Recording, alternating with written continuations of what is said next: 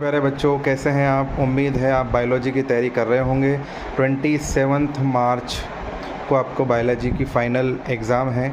इसमें आप लोगों को तैयारी करने से पहले इस बात का ध्यान रखें कि जो बोर्ड क्वेश्चन पेपर डिज़ाइनिंग है उसके ऊपर ज़्यादा वर्क करें।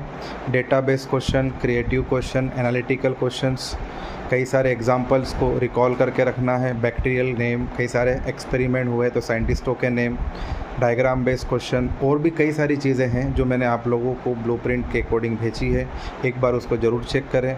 आप अपने सिलेबस को 5 से 6 दिनों में ख़त्म करें।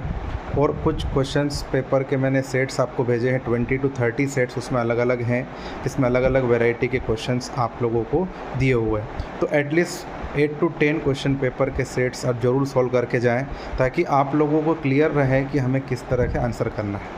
आपने देखा केमिस्ट्री में भी गैप थी, तो वहाँ पर भी क्वेश्चन पेपर का जो लेवल था वो थोड़ा सा हाई था। यहाँ पर भी मान के चलिए कि अगर हमारे पास 14 डेज़ हैं तो क्वेश्चन पेपर थोड़े से जो थ्योरी हो डीप में ही जाएगी। एनसीईआरटी की थ्योरी आपको पढ़ना है, लेकिन उससे थोड़ा सा और डीप में जाकर आप लोगों को उस क्वेश्चंस को ड्रिल करने को आएगा, ये मैं पक्का बता रहा हूँ।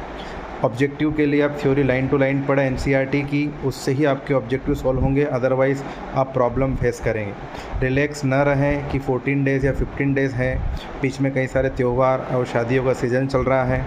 जितना कम हो सके हम पार्टिसिपेट करें, लेकिन हम तैयारी करते रहें। ऐसा नहीं कि 14 दिन की गैप है तो हम एक दिन नहीं पढ़ते, कल पढ़ेंगे, परसों पढ़ेंगे, ऐसे करके टाइम निकलता जाएगा। हम ये एश्योर करें कि हम सिस्टमेटिक प्लान करके हमारे सिलेबस को 5 से 6 दिनों में ख़त्म कर दें। मैंने कुछ डायग्राम बेस्ड टॉपिक के लिए डायग्राम बेस्ड क्वेश्चंस के लिए कुछ टॉपिक्स आप लोगों को भेजे हैं, उनके ऊपर आप ज़रूर मेहनत करें, क्योंकि फ्रिक्वेंटली प्रीवियस ईयर्स के अंदर उन टॉपिक्स में डायग्राम बेस्ड क्वेश्चन बने हैं।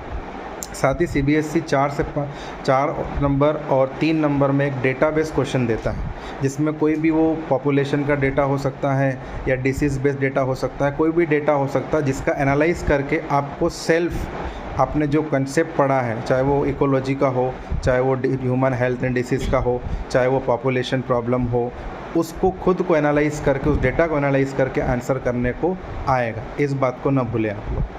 तो उम्मीद है आप उस क्वेश्चन पेपर की डिज़ाइनिंग को देखेंगे, 5 से 6 दिनों में अपना सिलेबस ख़त्म करेंगे और मुझसे कांटेक्ट में रहेंगे। अगर कोई भी प्रॉब्लम आपको हो रही है तो आप मुझसे ज़रूर कांटेक्ट करें।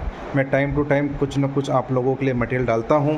आप ये ना सोचें कि आज मैंने डाला है तो इसको आज ही कंप्लीट करना है, लेकिन एक बार एग्ज़ाम से पहले उस टॉपिक्स को, उन चीज़ों को ज़रूर आप देखेंगे।